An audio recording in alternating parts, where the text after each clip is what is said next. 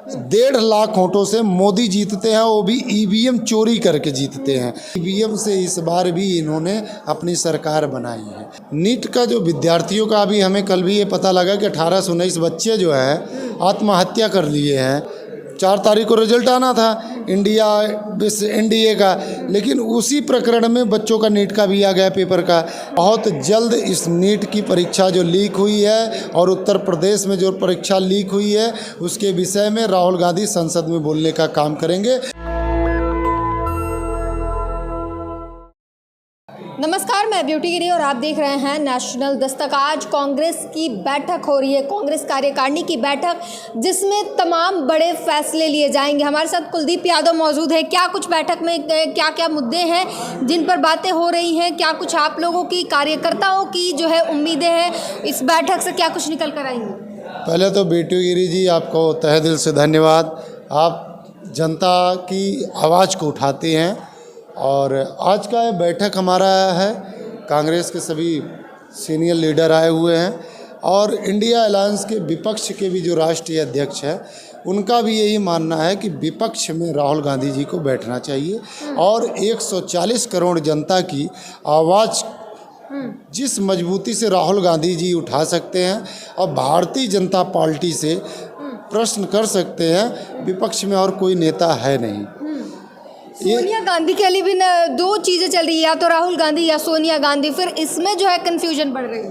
नहीं, कन्फ्यूजन नहीं है। सोनिया गांधी शीर्ष नेतृत्व लीडर हैं और राहुल गांधी जी अब ज़मीन से जुड़ चुके हैं।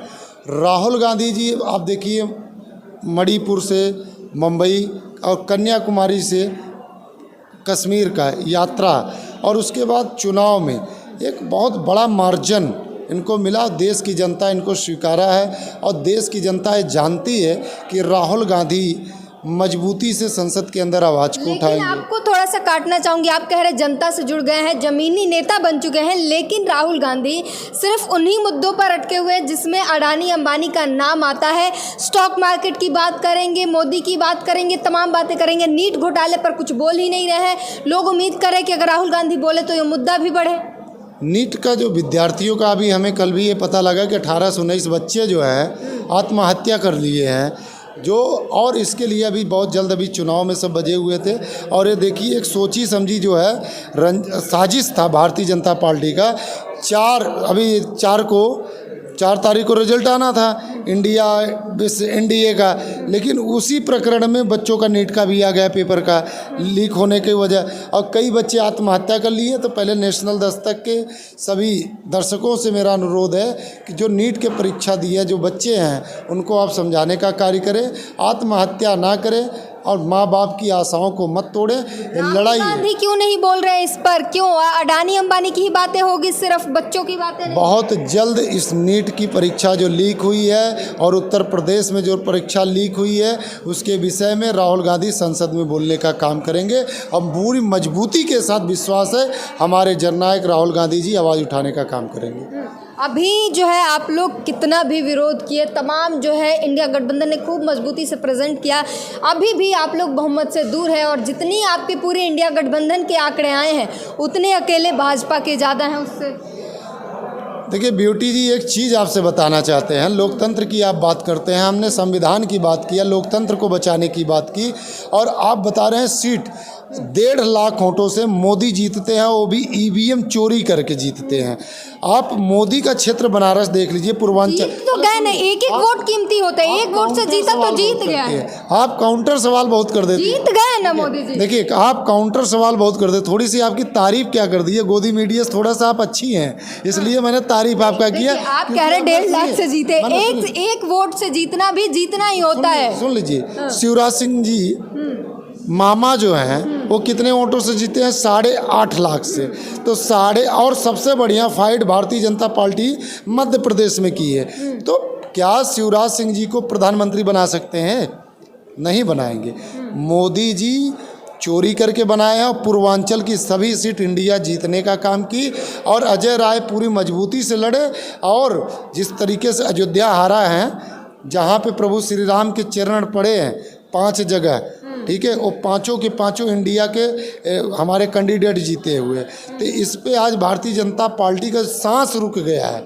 इसलिए रुक गया है क्योंकि भारतीय जनता पार्टी ने 10 साल जो हमारी 140 करोड़ की जनता इनको जब बहुमत दे के भेजा तो इनसे काम की उम्मीद थी, 2 करोड़ नौकरी की उम्मीद थी। 15 लाख तो एक सब जानते थे जुमला है, ठीक है, लेकिन आपने जुमला दिया जनता को मूर्ख बनाने का।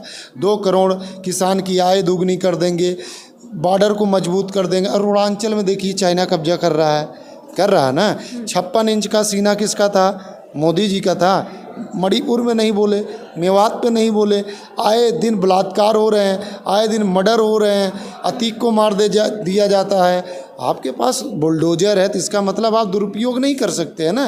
देश हमारे खूबसूरती हिंदू मुस्लिम सिख ईसाई हम वतन हम नाम है, तो कई गाने सॉन्ग और हर तरीके से समझाया गया है। तो आज उस संबंध को तोड़ा जा रहा है।